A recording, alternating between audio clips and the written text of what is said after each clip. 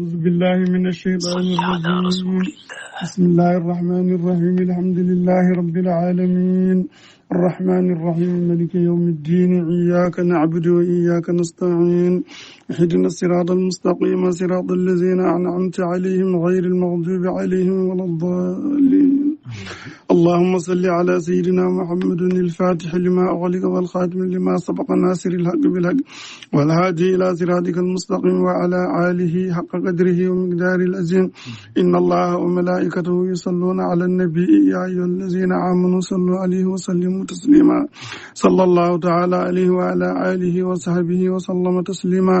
سبحان ربك رب العزة عما يصفون وسلام على المرسلين والحمد لله رب العالمين. caggal yettude Allah e nelaɗum eɗen juula e dendagal jinnaɓe e seeremɓe moƴƴuɓe e dendagal hettiyankoɓe yewtere men yewtere islam inchallah. hannde kadi en gari jokkude yewtere men ko fate banggue jewte men islam inchallah. jaydanko men Issa Yunus Ndongo e musidɗo men ceerno men Demba Cissé, yantude khalifa men jinnaɗo men ceerno men Ahmad Tidiane Alpha Mamadou Siley. eɗen ñaago Allah noon yo Allah waɗe nden ka muɗum en calmi dendagal jinnaɓe e seeremɓe sirifaɓe e moƴƴuɓe e dendangal almuɓe to ngoni fof salminama juulama en cuurima dendangal galleji diine. ɗum ne eɗen gara kadi e yewtere men inchallah ko fate haran inchallah eɗen julmo wuuri dendangal bandiraɓe. waaleykum salam wa rahmatullahi taala wa barakatuh. nam alhamdulillahi rabbil alamin en juuli annabi sallallahu alaihi wasallam mo juulɗon o. nam kadi mi yetti Allah kadi mo jettuɗon o. nam e annabi sallallahu alaihi wasallam mo juulɗon e muɗum mo Allah tan fardini kañum goto yo juule e muɗum. nam goto goɗɗo Allah hokkani yo juule sowona annabi sallallahu alaihi wasallam. nam julde fof ne gewruɗa mbawɗa julde annabi sallallahu alaihi wasallam kam alay soko a wiyata tan allahumma salli ala sayyidina muhammadin. nam inde makko nde kam haala ɗum haalta goɗɗo ene weeli ene metti. nam sa feliti wiide kay sala tan kamira tan e salatu ala nam a dottu inde makko nde kay walla mbattiroɗa inde makko nde kono kanko jeeyi julde nde kay allahumma salli o kay ko kanko tan jeeyi. nam woni mustahil kay haram ko kama sallata ibrahima on donki addu allahumma salli ala sayyidina ibrahima. nam ndeƴƴe on gaddi salatuji ha mbayno leydi o mbi seydina aliyu jogui salatuji moƴƴuɓe gori kono ala hen fodi mo ala kala joguiɗo muhammadin sallallahu alaihi wasallam nam mo inde makko ala hen ɗum ko wona salatu wiyete. nam hayso salatu ko piccel gori kama salata ala ibrahima ala. nam min kam mbaɗa juula e on nam julde timmude ne kay kala ko wawi wonde. nam allahumma salli ala sayyidina muhammadin wa alihi wa sahbihi wa sallam. nam ko raɓɓiɗo ɗo fof ko ɗum mbaɗa ɗo alhamdulillahi rabbil alamin haalani kay salatuji kadi ɗi kala julde ɓurde tengtindemo e sifademo mbaɗa juulema ko nden ɗon julde. nam sawa on julde nde ko Allah yamiri ndi walla ko longino ko jiyaɓe muɗum yo juldu e makko nden ɗon julde ko Allah yamiri. nam kala julde juulade nde sallam ko Allah yamiri jomum yo juule muɗum nam wona kama sallata ala ibrahima on ko haram on Allah longinani hay goto nam fenade alamu Allah longini kama sallata ala ibrahima nam wadani sindu o jiiluno ibrahima nam o ruttata ko o wi annabi muhammadin sallallahu alaihi wasallam ɓuri fof nam jeede kadi on jeedat kadi ko falli force on jeedat. nam kala julde juulade men e annabi sallallahu alaihi wasallam kala neɗɗo moƴƴo juulɗo annabi sallam min mbaɗa julde nde ɗo julde nam ɓaade koye makko juula kay ɓaade haali inde makko nde nam ko wotti ɗum no wadde tashbih walla koye ɓurnude walla wona ala ɗum ko mala hen. nam yo Allah ɓeyden yidde faade e annabi sallallahu alaihi wasallam yo Allah ɓeyden en yidde faade e annabi sallallahu alaihi wasallam yo Allah ɓeyden en yidde faade e annabi sallallahu alaihi wasallam e ko yiɗi nam e yiɗɓe mo e ko jogori yidde mo ko fof yo Allah ɓeyden en yidde faade e ɓeeɗo nam eɓe Allah yiɗi kadi jaafuɗon nam ko mbiɗon koko noon hande min gari yewtudemore wadde on kadi julmo wuuri e nde ɗo hitande nam e ñaagade on yaafuya fodde ko mbawɗon nam minen ko banggal amen kala hen ko yaafa nam min ɗabba yaafuya tabiti nam e gonga o yaafuya ɗo jomum ɗabɓi nam min jaafurima Allah nam min cakata ɓerde jomum noon min ganda ko woni toon nam ala kono yaafu sa yaafata min mba ko min yaafima nam saka min mi ɓooyi haalde min mbaɗa yarli mbaɗa yaafi kala ko neɗɗo wi kam nam yennede e yettede fof foti am nam kala ko neɗɗo wi kam mbaɗa yarli mbaɗa yaafi min sowona neɗɗo goto nam woni momi yaafatako nan ɗum haali ko boni nam ko boni ko ɗon taw wona e deftere Allah nam taw no deftere ko kalmi ko wona ɗon deftere Allah nde yaari nam walla wona noon sunna sallam omo andi o mbawi fewnitandemi o fewnitananimi ala o mi yalta ko mi yafata ko ɗum ɓari kay ka musidɗam sibo Allah mbiɗon a nani mbaɗa haala ko fewani a fewnananimi woto jalkitam yiyadam accam kono ko heddi ko ala ko mbawɗa wadde aduna ha an ham mettinanma kadi ko heewi mbaɗnana ɓe mbaɗi face à face waɗini ala fof ko fenade neɗɗo bindoma lettere huuto yettindema en bindoma oɗon gonde wuuro woto woy kaari neɓe cukalel wirtoma tan totta ɗum lettere nattoto ay jooɗi ɗum ko haala mi ñamata hay goto mon a mbaɗoy ɗum wona sukuƴ mi wawa hay tagde ɓunngu saka neɗɗo mi wawa warde hay ñuuñu saka neɗɗo alhamdulillah rabbil alamin ɗum fof Allah hokkani ɗum taw ala wona noon yarlo yaafo yo tabit so gonga ma mi yafata so fenande ba mi yafete kono golle ɗe mbaɗoytaɗe so tawi penni ko mbinoɗa ko ɗum ko an hen toon walla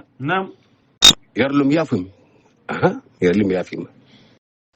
mi sekata ɓerde mi anda wone ɓerde ma ko aɗa andi golle ma ɗe noon e ɗemgal ma ngal mbaɗnoɗa ngal walla golle ma ɗe so a ruttima hen tan mi anda ko kalɗa ko wona gonga walla wona noon haalo polla ɗon ɓerde so bone moti yo majju yiyata artata haalata oɗon jarlo oɗon jaffude dendagal oɗon fof julɓe yo Allah koyen wattini mo wuuri caggal ne juuɗe ceernam meɗen ñaganɗen ɓe kadi moƴƴere Allah ceerno Ndiaye Baro no Adibou ceerno Hamidou Bal Nouakchott ceerno Mamadou Mokhtar Ba ceerno policier to Nouakchott dendagal seereɓe fof moni julɗo fof moni ashhadu an la ilaha illallah wahdahu la sharika lahu wa ashhadu anna muhammadan abduhu wa rasuluhu en ñaguima ɗum mo yafiya ala ko mbaɗi enen ala ko ɓe mbi en haydara enen noon ko enen ñaagui yafuya sehlam goto noon wiye Mouhamadou Diop ene hewno yewtude onon bandiraɓe min de mbayri nande ceerno Mouhamadou Diop oustad Mouhamadou Diop ene yewta mbaɗa ñaago Allah so tawi yataw omo selli moƴƴo teddutoɗo yataw ko jaam o woni kono mbayri nande wakkaluji makko omo haalanno noon kono mi anda fata ko mbaɗa jogino numéro makko no perdiri kam ko ɓooyi ɓoccitore mamin ko ɓooyi kala e moɗon noon ganduɗo to woni no woniri yo tinno humpitami no wayri hebde alhaali makko no feewi no feewi yaw taw ko jaam joguima jogo dendagal kala julɗo ɗo woni en ceerata kadi donade musidɓe meɗen oɗo ñalawma tedduɗo e ñalawmaji tedduɗi fof wonɓe ladde wonɓe kaya mbaya won ɓiliɓɓe yo Allah ɓiltuɓe dow jaam yo Allah ɓiltuɓe dow jaam kala no ɓillori yo Allah ɓiltuɓe jooɗom yo Allah ɓiltuɓe saabu ñalawma tedduɗo yo Allah ɓiltuɓe oɗo ñalawma moƴƴo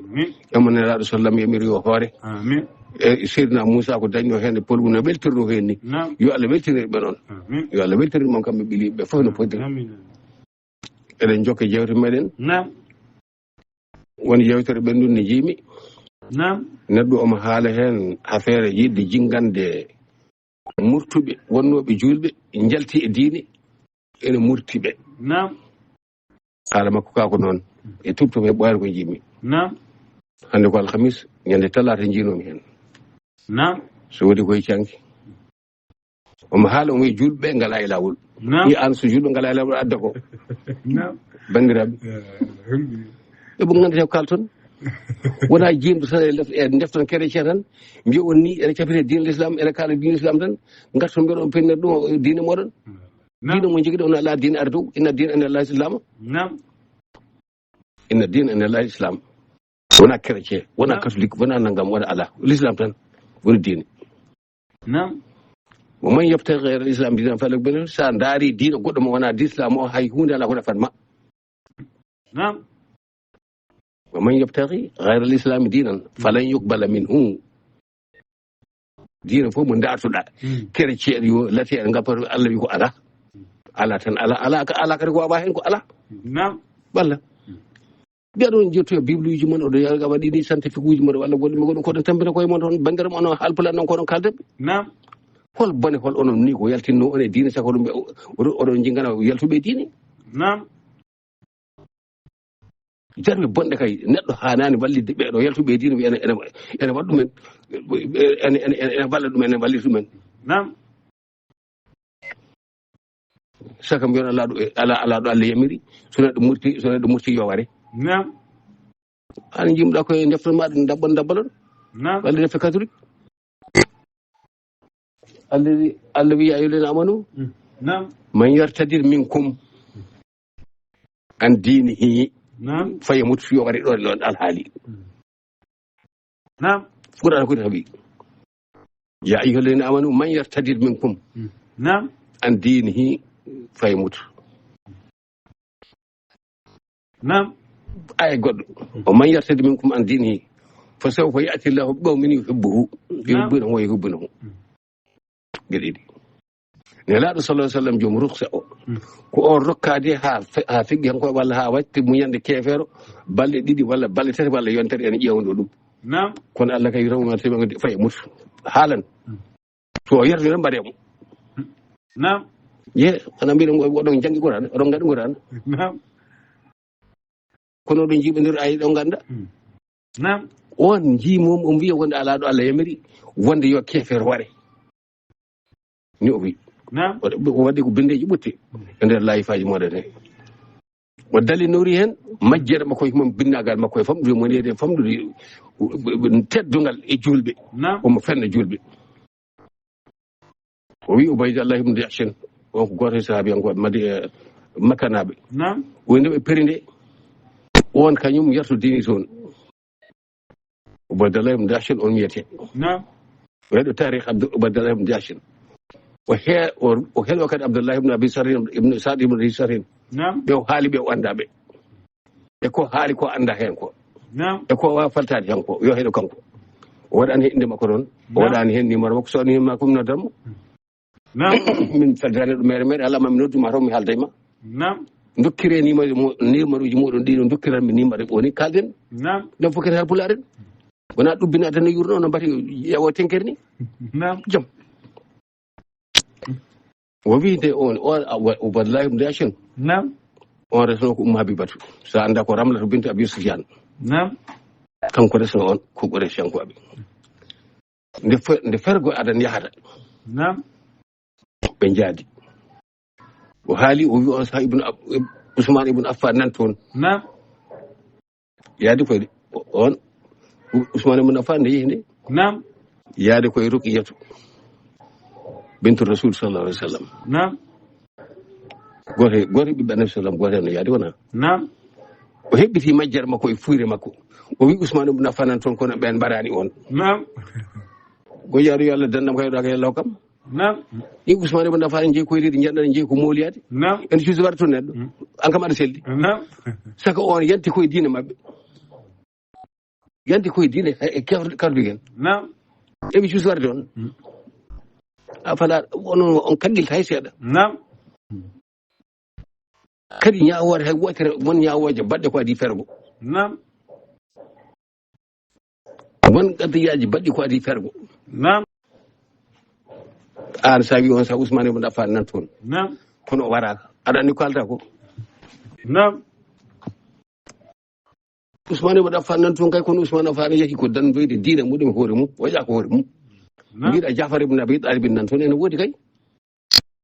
Jafar ne jaasi noddi ɗum de en ɗaminno ɗum attir hakkille ma o wiide aɗa jinkana kefero ha aɗa fela julɓe ngaɗa e gonga wanga woni mala e gonga so julɓe ngaɗa e gonga ta dagaki Allah ɓe gonɗin ɓe eɓe rokki ɓural ɓe julɓe an mbiɗa ala falillahi l-izzatu wa li rasuli wa lil mu'minina aɗa jonga defte kardugen aɗa fenna ɗum julɓe Ubaydullah ibn Jahshin e Abdullah ibn Jahshin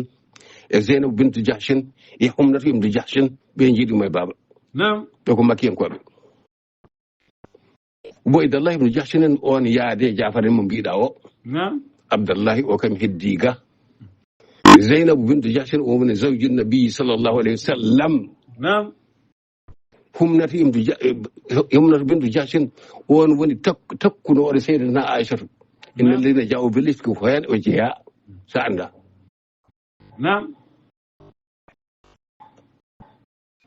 kanko Abdullah ibn kanko Ubaydullah ibn Jahshin o yartudini koye leydi ni ɓe ngari molade e cuusi warde mo walla te on sa ɓurade jipputaki yoɓe mbare woto an a jippaki nden yoɓe mbar jaftudinɗo julɓe kewani paama taw ɗum ɗo anani aɗa famdi e l'islam an aɗa famdi gandal mbiɗa arif tan ko Abdallah ibn Abi Sa'd ibn Abi Sarhin. Abdallah ibn Sa'd ibn Abi Sarhin mbiɗa on ne yartudini no kono waraka. L'islam yaade yobare yamri kay an kan ya jangani. Abdallah ibn Sa'd ibn Abi Sarhin o mo ɓuura e canke gadiɗo windande Annabi sallallahu alaihi wasallam wahyu gila Makka haɓe ngari Madina. omo windande Annabi sallallahu alaihi wasallam wahyu ha suratul mu'minuna jippi walaqad khalaqna al-insana min sulalatin min tinin thumma ja'alnahu fi qararin makin thumma khalaqna an-nutfata ila akhir al-aya. وميجي ابن مكو فتبارك الله احسن الخالقين. نور النبي صلى الله عليه وسلم آية وادي يتاري ابن مكو وحي ما النبي صلى الله عليه وسلم يتي ما ابن مكو لا رسول صلى الله عليه وسلم بيمو ويندو nde wini de nde yetti bar mo jarro yettade makko rek kam ngone sallam gonde minde no sallam yetti bon men fay bon makko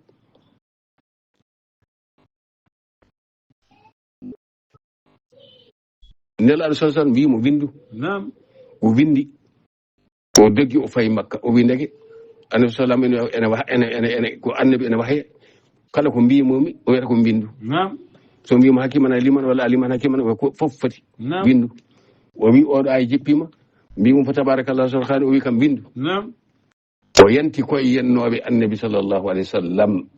sa anda ko yonkare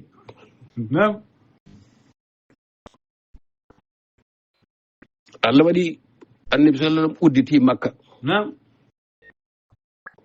taƴani yimɓe mbiɗa l'islam jaɓirani mbiɗa l'islam so neɗɗo yatini yo waɗa heɗo heɗo ganda Annabi sallam itti yimɓe 16 mo o wi ɓeɗo kala ɗo tawa yo mbare haysane jagge asfarul kabati kanko Abdallah ibn Abi Sa'd ibn Abi Sarhin omo hen jeeya daɗi hen ko horɓe ɗiɗo ɓen tan mbara ɗon e ɗon fartana e garina so ɓeɗo mbara sa anda ɓenne kadi ko rewɓe kanko Abdallah ibn Sa'd ibn Abi Sarhin ɗon mo mbiɗa o kanko e Sayyidina Usman ibn Affan kamɓe moyniri e debbo goto kam yiɗima o dogi kanko Abdallah ibn Sa'd ibn Abi Sarhin o dogi Ikramatu ibn Abi Jahlin dogi Sufyan ibn Umayyah dogi kamɓe fof ɓe dogi kono sallam de ari Makka nde woto hen fof dañi tefanawo ɗum Ikramatu joom surum tefani ɗum Sufyan ibn Umayyah dañi tefanowo ɗum Allah waɗi ɓe garti yimɓe ɓe gartira goto fof ene tefane kanko o fayitu Usman ibn Affan omo ñaago yo tefan mo Annabi sallallahu alaihi wasallam yamirɗo ko yo mbar mbiya din l'islam yamirani walla ko dogniɓe ko addetemo alane selli mbiya yata ngal ɗo ma binnagal daɓe ƴeya tan ko ɗo defton karmo kon dambolo karalu gen mbiyon diine yamirani yo neɗɗo waɗe hay yuman yuma hani ko waɗede maydu bonde reedi nde o ari to Seydina Ousmane ibn Affan radiyallahu ta'ala anhu Ousmane Suusa o rewi muɗum e kan ɓiɓɓe yimɓe sabu jiɗɗo naggam e naggam Ousmane nde addimo nde kay maɗo ko taƴanomo waɗe l'islam yamirani balla famde e ko mbiyatan ko waɗini wattidi siyas ma jaggoto ko bolle puyɗi haqqilo mon kon mbawata nawde siyas sabu gaariyan mon kono ko ñetti men gon toon neɗɗo weele tan yedde julɓe yele toon biskiti julɓe weele tan yedde ko anda ƴeew l'islam yamirani yo julɗo so neɗɗo yalti l'islam yo waɗe ɓe wona alah sallam yamiri yo mbaɗe limti 16 nde mbiya Allah yamirani l'islam yamirani te nden Makka udditaka to Ousmane ibn Affan to mbiɗa Ousmane ibn Affan nan habsato ene woni toon oɗo ne suusi waɗa toon neɗɗo saka jaaɗo e leydi an kedi dande o gonɗa fof so koddo waɗa gonɗa so mutana goɗɗo sa waɗi ga capata ko lakara paɗa so heɗo Casamance hay sa waɗi joola walla séréer ko lakara paɗa hay mbaba tugal mbaɗɗa ɗum aɓarete sakka koɗo aɗa haala kaɗo mayka min deftan mon dabbal hoɗo jaɗe katugen walla goɗɗum juuɗo haalani marede ko yumon yummum jartutinɗo hani marede wona goɗɗo saka mi julɓe ngala gonga so julɓe ngala gonga oɗon dago saka oɗon kal l'islam nden Ousmane ibn Affan addimo e nelaɗo sallllahu alayhi wa sallam sahabaɓe fof ene jooɗi joom defte en ɓe ko mbi o ari e nelaɗo sallam kanko Ousmane ibn Affan kanko fof e hewde gacce e nelaɗo sallam kadi horsindemo kadi andinde koye joom gacce o ari o ɓowri yeeso muɗum falimo mbiya nelaɗo sallam yamirani yo julɓe mbari ɓe jartudino yawari heɗon moƴƴi mbiɗa yomin bittoy min bittoy a haalde am annasio yomin bittanma ala ko ganduɗa manda ɗaɗi saabu saka ene wittoye sindo ko askuma kalanɗa min bittoya sindo ka laaɓɗo walla ka daƴƴiɗo walla ka karmuɗo min mbima ka karmuɗo mbiya yomin bittoy kono wona dilislam o kay sindo ko dewgal ma harmi walla sone dagui somin jetti mbiya yomin bittoy walla an min nanguma min bittuma sa daƴƴiɗo walla sa karmuɗo kono wona dilislam koye mbiya wonno julɓe foti gaɗa ɗat minen ko an min bittata taw min ƴewata dagiɗo walla sa julɗo wona bonne dagal yomin bittoy mbaɗum witta mi haala maka anda mi ɗum ɗo tawɗa ko mbaɗi e hoore ɓooyi ko kalantumami ɗo ko waɗande jangga e canki jiɗ janggumi bone yeli maɗa ngel nden o iwri yeeso sallam faali ko hewani makko ko o iwri banggue ñaamo nelaɗo sallam faali o iwri caggal nelaɗo sallam faali o iwri banggue nano nelaɗo sallam nde fuɗɗi jaɓandemo Ousmane jagge joom makko yaade musidɗo ma Ousmane jagge jungo makko yeehi ha woɗɗoyi nelaɗo sallam wi onon ko hande on ummade mbaron oɗo ɓe kewnimo ɓe mbimo hadma a ɓaƴanno min ganda o wi ala hananani annabi sallam haaldude guise ɗum ko naafigi haaldata ɗum ɓinde haaldude yitere hanani sallallah sallam kañum haaldude e moɗum guite won mbiɗa nela julɓe yamirani yo wari din l'islam yamirani yo wari nden o tuubi Allah waɗi o yeehi o wattoya misra o woni toon nden o woni misri hankkadi kanko heddi tan komo wawi jamma yalawma sallah subaki kiiɗi ko waɗi ko ha o ñaagui Allah o wi an joomam ya waɗ wattande gollam e julde kanko Abdallah ibn Sa'd ibn Abi Sarhin o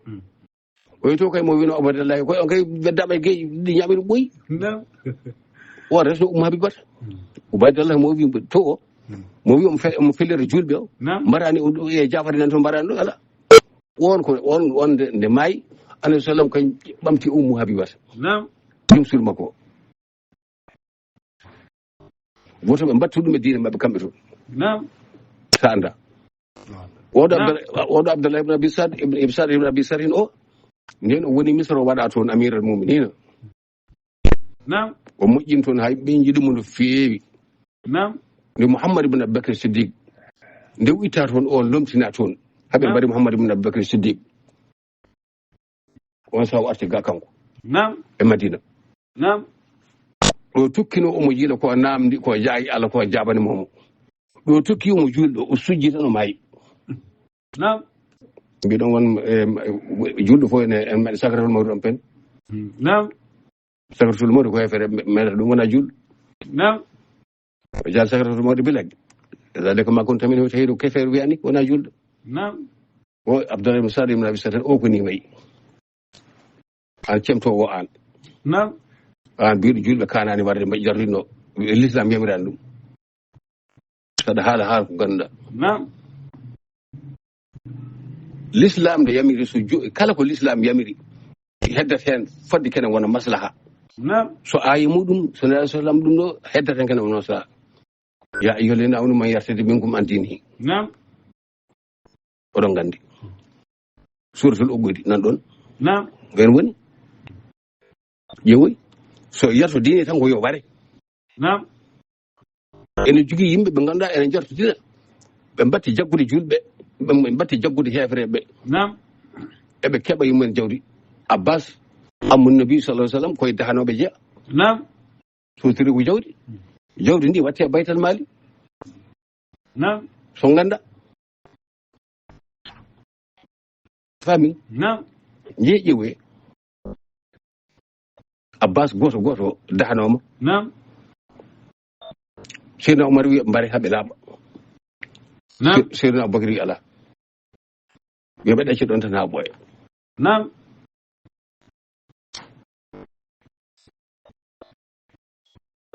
Allah waɗi kese ko Seydina Aboubacry ko wino ko. Naam. Ko Seydina Omar ñawno adan ko Allah yanti muɗum. Naam.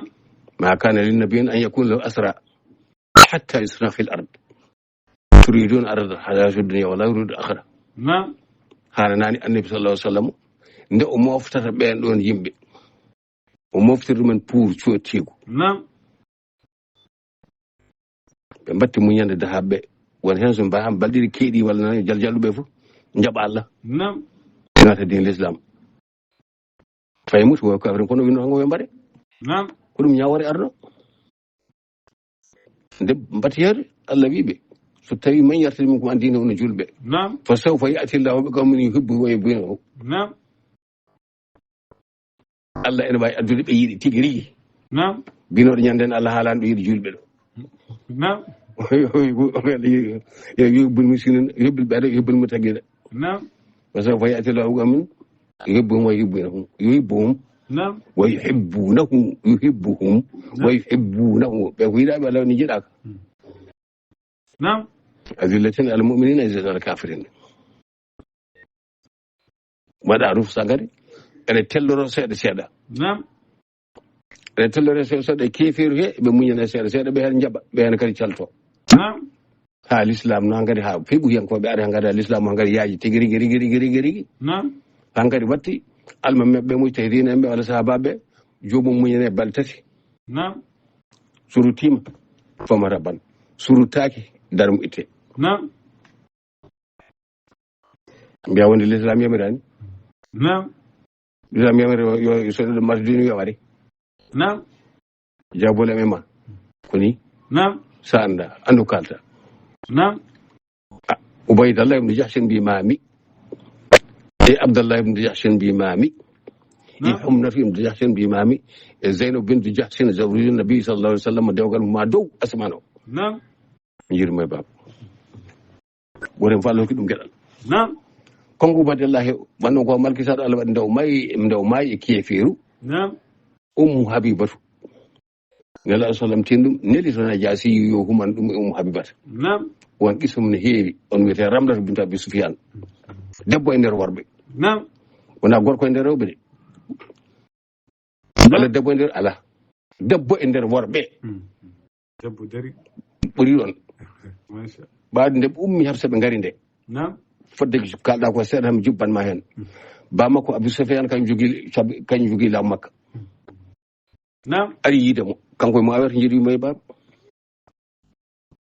Naam. ari yiide mo yetti salminimo koye salminagoɓe ɓe no goya. ana Moussa Ba en waɗino on jamwale mon ko darani ɗum. won dari ha juuti. Naam. ba makko de jibinɗomo o fayanimo e mbayde duuɓi jeeɗiɗi. yi telli yi daago ene ɗon fooɗi leeso ngo wi ene jooɗo hen. Naam. o fooɗi daago ngo o taggi o ɓaari. Naam. Abou Sufyan wi ɓinguelam an debbo ne luttima caggalam. Naam. daago ngo on tunwi a yiɗami jooɗo hen walla mbiyata ko daago annabi sallam min jooɗata ko o wi ko wawi wonde fo a joɗata koye ngo an ka soɓe. Naam. o haadi ba makko jooɗade daago ngo o debbo goto on babiraɓe jibini on jibini Abou Sufyan. Naam. kalan hay mo ɗayi yera oɗo debbo min ɗo e ka heyɗi. Naam. jom suudam ene sowi ene yaara e lewru muɗum. Naam. ene lele leeso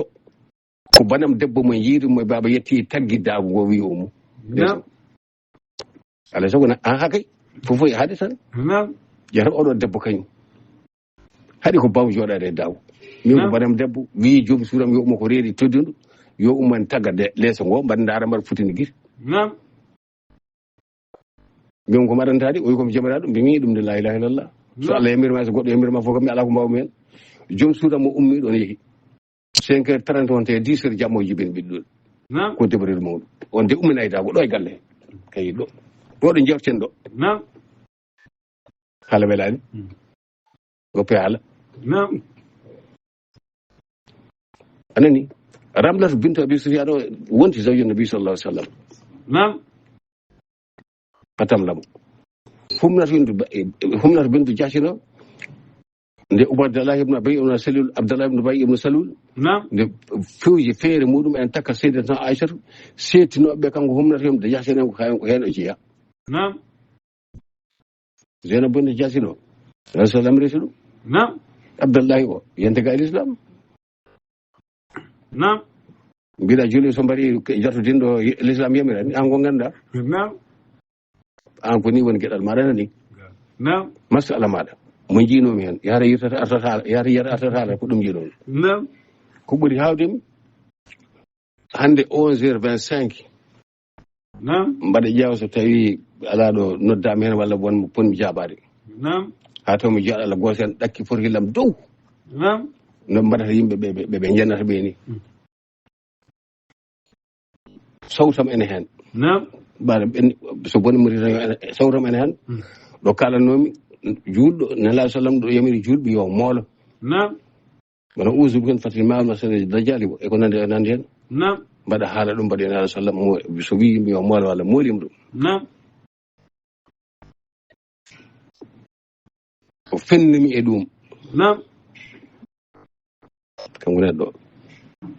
o wi oɗo hadis mo kalmi oɗo ko ñawɗo oɗa ko barke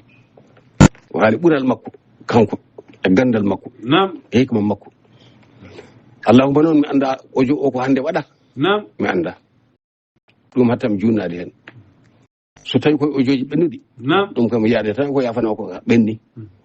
kono fala budda kam mi yetti Allah nde o yeddirimi kadi aya Qur'ana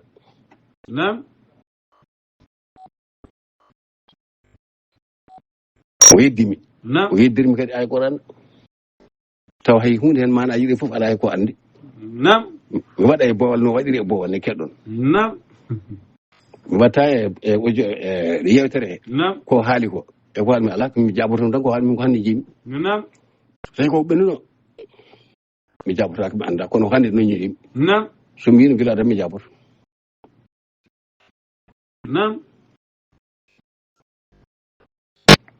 o wi ɗum wawata gasde nelaɗo sallam mo waɗata ko jeygol mo walata ko e gar mota nagam o haali hen ha heewi ala kullin o wattidori o wi ko nelaɗo sallah sallam Allah wi ɗum inna fatahna laka fatahan mubinan liyaghfira laka Allahu ma taqaddama min dhanbika wa ma ta'akhkhara o wi nelaɗo sallah sallam kay hay hunde ala ko yiyata e lebta ala kañum ko jaafaɗo ala ko yiyata hen ko gonga kay ayi o kay ko gonga kono ko firi ko wona gonga kadi wodani suratul Fati jippi ko Makka suratul Muzammil suratul Fati jippi ko Madina suratul Muzammil jippi ko Makka suratu Muhammad woni mbiɗa suratul Qital ɗum kadi ko Madina aya noon mo ene momta ko o wi ko wonde alah sallam ala bakkat saka ene moolo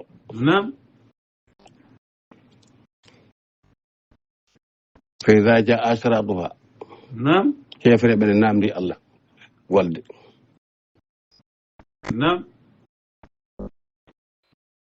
so suratul Qitali so tawi ne alah sallam ala no bakkat fa alam annahu la ilaha illa allahu o ay adi jippade suumare nde annabi sallam nde hefereɓe kebbine makko haala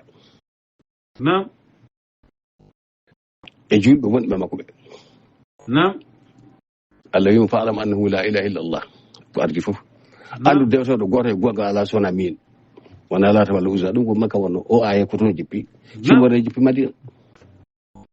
faalam annahu la ilaha illa allah ko rewi hen wastaghfir li dhanbika ene laaɗo alaɗo bakatuji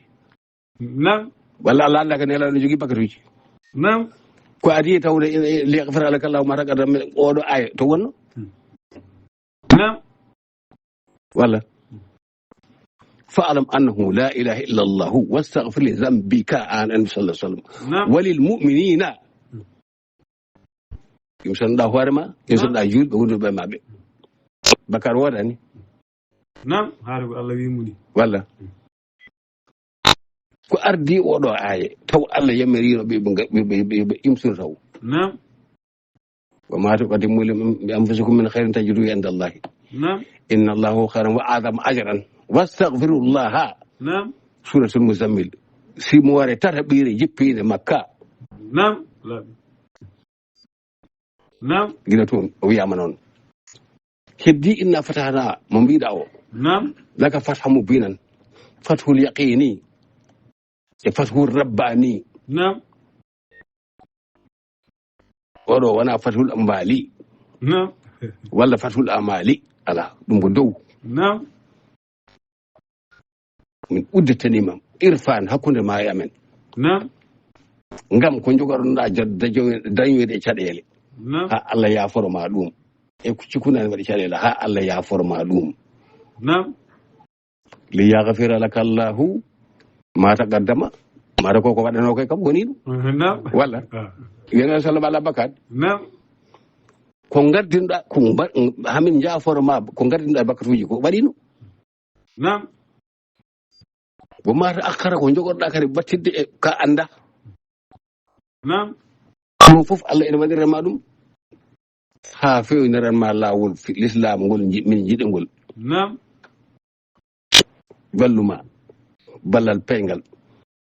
ɗum woni fathul rabbani sa anda wa yansuraka Allahu nasran azizan fathul rabbani nam fathul irfan wa yansuraka Allahu nasran azizan wa yahdaka siratan mustaqima ɗum ko antani joom aɗa mbaɗa andi so junnata koye ɗum ɗo fa'lam annahu la ilaha illa Allah wastaghfir li dhanbika i o alano bakatuji o yafaka nam o yafaka walil mu'minina imsanɗa koreji maɗa ko heddi ko noon ko hande jiimi anda so tawi ko ɓooyi fa marhaba ɓe yafima fadde noon ko poti mi jaabade ko mi jaabima alah salam ni jani juulen futuro ni caggal nde keɗɗen ceerno men Ahmad Tidiane Fa Mamadou Siley yewtere men ari ha ɗo ene wayno futuro yonti inchallah min garti jokkidde moɗon yewtere nde mbaɗon ɗen e fodde jaabowol mbino ɗo kalmi ko sellani wonde ne alah sallam mo waɗata ko azabil gabri mo waɗata ko haydara ala ko nande hen ɗum kam waɗana gadi reftude ni fadde noon min kam ko gandumi tan yo andu kam ne alah sallam kam fa'lam annahu la ilaha illa Allah wastaghfir li dhanbika taw wodino li yaghfira laka Allahu ma taqaddama min dhanbika ko bangi o ma ta'akhkhara hankadi ɗum hankadi koko yaynata kono wona nelaɗo watta ko ala bakar kay ala ko waɗi ko hankadi ko jafat tan so tawi wonano ɗum so tawi omo walata ko ɗum cheyɗani kay nan ɗon Allah wimo fa ida qara'ta alquran fasta'iz billahi min ash-shaytanir rajim mataw Allah wadandemo ɗum walla saɗa jangga qur'ana moolo sayi bonɗo o kaccoro jaljallo fa ida qara'ta alquran fasta'iz billahi min ash-shaytanir rajim mata Allah wa dandoremo ɗum ay cheyɗani o tan cheyɗani woppanimo ha omo suñƴi gabla walla omo suñƴi baada wata jeeton to lokkito ala hen biscuit gongol kode ala hen jaaboɗe tan mbason waddude hen kaari ko moƴƴo walla kaari guɗo ala mante seeɗa moon banggue taw wona oɗon jaabomin hay goto meeɗani mantude ceeru mum walla yummum walla bawmum mantirde ceeru mum ene yo walla ene yedda kaari ko moƴƴo o no walla ka ɗum kanko hen toon moƴƴere hata mayde bonde kadi hata mayde onon noon bandiraɓam ñemtannonoɓe me tibto rewɓe aha mbaɗa ñagoro on sibo Allah kala e moɗon mone ñemtinam yo waɗmi sora kadi woto waɗa hono marñetuji bojel wiyetenodi bojel gen isaw en togarma o maɗatade becce fo ene e ladde ala jafoɗe mbaɗɗiren tan ko ɗen balla bandiraɓe meɗen onon ñemtinoɓe ɓe no rewɓe tinde kala mon yemtina men waɗa dandam mbaɗa ñagori musibo Allah wona force yo tinno waɗa ko timmi sudda hoore mum sudda ɓandu muɗum so tawi wawa yo tinno yaafo ñemtindem men yo suddu ɓandu mum yo suddu hoore mum ko l'islam kalten no boniri fof no e wañiri fof tinɗe sono ñemtinami ñagoɗon sibo Allah cudde e ɓalli moɗon ko heddi ko ɗon ɗum ko hakkude meɗen tan eɗen balla bandiram meɗen ko kalton ko won famoɓe won nde kalamre wonɓe pamano kono son defti hen won famoɓe son defti men e won famoɓe ɗum noon jinɓaade ko affaire diine wona affaire cangarte walla affaire belle puuɗiagal tinne cudde e ɓalli moɗon cudde koye moɗon wona forcé noon kono so tawi on mbawa woto mbaɗe kam men so tawi on mbawa sudde ɓalli moɗon mbawa suurade tinne woto mbaɗe sawtam e koye moɗon fammi e anen an jiyaɗo Allah jaabiɗo waaji goto mbiɗa aɗa jabano kam ko almudam ala wona noon min ko almudel gotel joguiɗo ma yi ko ɓooyi mi haalti almudel gotel joguiɗo ɓe ɓooyi guel ma yi mi ala almudo soɗon jabodiri e woɗɓe jabodiri tan gande e gandal e gandal haali qur'ana jaboɗon ɓe qur'ana so haali ko boni e am woppu so haali ko boni e maɗa an hen toon jofɗa mi yamirande ka almudam ala mi wiyani noon almudel gotel joguiɗo ma yi nani ceero biɗomi wonde so tawi e ngol somi dañi almudo tan goto men mayata min mi yiiɗa mayde mi wonta yiiɗa almudo kadi o nani tino ɗeɗo gueɗe min ko almudo kaari to koye ala mi yamirani mi yamirani hande kadi hay goto woto jabanomi e ko mbiyami yo jaabo e deftere Allah he so wiyami bonni walla hadis annabi sallam so wiyami bonni mino alhamdulillah rabbil alamin ɓaade hadis mo kalmi o won yaɓɓuɓe ɗum ko ɓooyi tawi ko fenade alhamdulillah mi yaade hewɓe so mataba mi nani paten e julmo wuuri haran meɗen mo gonɗen o tino de hande e janggo fof ene hoore kala ko neɗɗo wawi ñande fof kay koko yamira yo sakku ñande fof kay koko yamira yo weltin so ronkani ñalawmaji no cuɓaɗi ɗi Allah kay ene andi Allah wona o wi ñalawmaji ɗi ko ñalawmaji Allah balla zakkirum bi ayyamillahi wona ñalawmaji Allah walemo wona ñalawma Allah